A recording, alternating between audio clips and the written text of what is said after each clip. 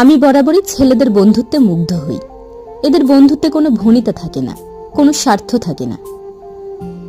কাল এক্সাম দিতে যাওয়ার সময় বাসে অনেকগুলো স্কুল পড়ুয়া ছেলে উঠল।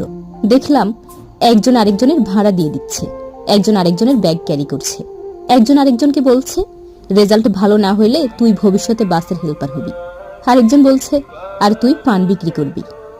বেশ ভালো লাগছিল ওদের খুনসুটিগুলো দেখতে।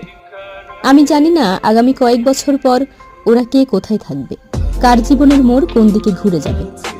হয়তো এদের মধ্যে কারো কারো বন্ধুত্ব ভেঙে যাবে, কারো বন্ধুত্ব সারা জীবন অটুট থাকবে। তবে এই যে এখনের যে বন্ডিংটা ওদের মধ্যে, এটা দেখে খুব ভালো লাগবে। কয়েক বছর পর হয়তো ওরা ওদের এই সময়টা মিস করবে। তবে যাই বলুন না কেন, ছেলেদের বন্ধুত্বের মধ্যে কিন্তু অদ্ভুত একটা সৌন্দর্য আছে।